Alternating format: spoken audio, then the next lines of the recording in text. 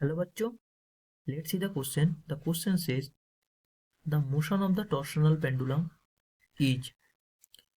चार ऑप्शन है. पहला ऑप्शन पीरियोडिक, दूसरा ऑप्शन ऑसिलेटरी, तीसरा ऑप्शन है simple harmonic and fourth option है एंगुलर सिंपल हार्मोनिक. जो डायग्राम देख रहे हो, ये डायग्राम है टॉर्शनल पेंडुलम का.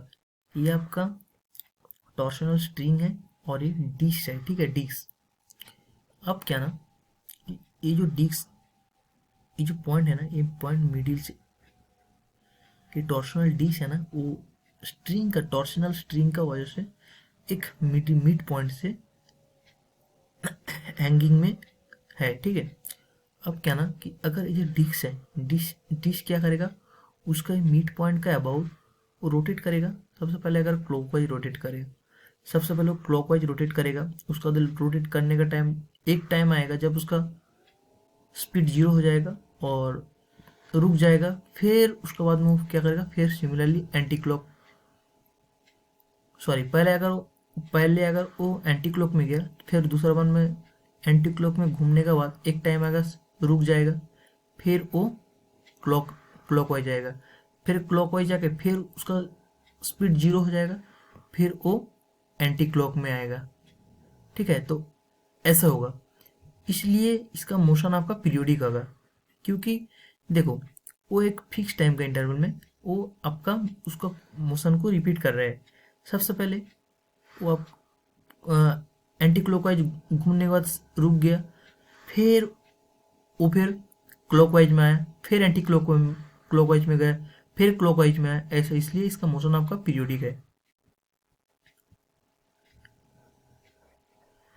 पीरियोडिक है, तो ये आपका पीरियोडिक है. उसके बाद में ऑसिलेटरी. ऑसिलेटरी क्यों? देखो, ये सबसे पहले अगर कोई भी एंगल थीटा थीटा में है, ठीक है, तो क्या होगा ना कि अगर देखो, वो अगर इस पॉइंट का, अगर आप ए लाइन कंसीडर करोगे, तो क्या होगा ना कि वो अगर जब घूम के आएगा, घूमेगा, ठीक है, घूमने के टाइम में अगर जितना डिग्री रोटेट करेगा, वो अगर फिर उसके बाद में तो स्पीड जीरो आ जाएगा ना.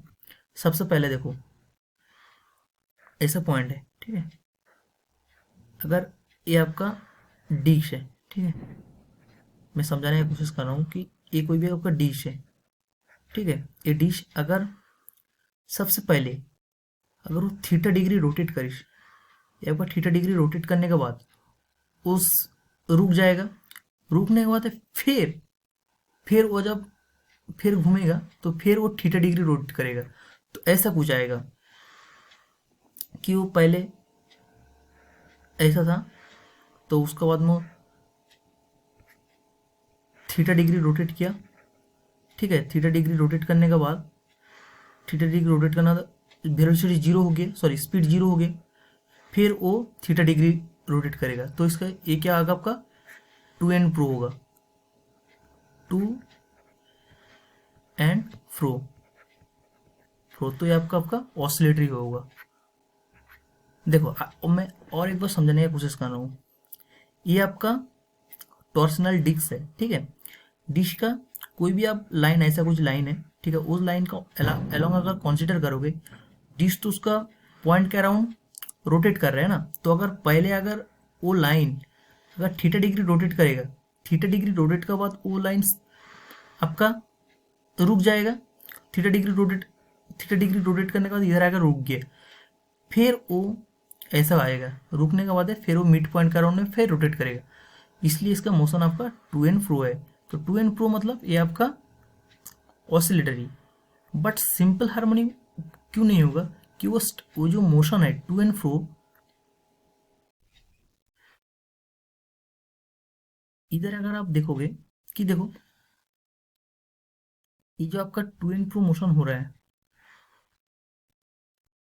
ठीक है, ये जो टू एंड फ्रो मोशन हो रहा है, अगर आप इसका प्रोजेक्शन देखोगे, ठीक है, इसका जो अगर प्रोजेक्शन आप देखोगे, सबसे पहले एक्सट्रीम पोजीशन में आए, फिर मिड पोजीशन में आए, फिर एक्सट्रीम पोजीशन में आए, फिर आपका ऐसा करके फिर मिड पोजीशन में आएगा, फिर ऐसा करके फिर एक्सट्रीम पोजीशन में जाएगा. तो इसका जो मोशन हो रहा है to and fro motion straight line में हो रहा है. To and fro motion to and fro motion in straight line এটা ये है आपका SHM का डेफिनेशन। ठीक है, यहाँ पे अगर आप देखोगे to and fro motion straight line में नहीं हो रहा है, इसलिए आपका सिंपल हार्मोनिक मोशन नहीं होगा, और तो ये आपका एंगुलर सिंपल हार्मोनिक मोशन होगा। ठीक है, I hope you understand it well. Best of luck.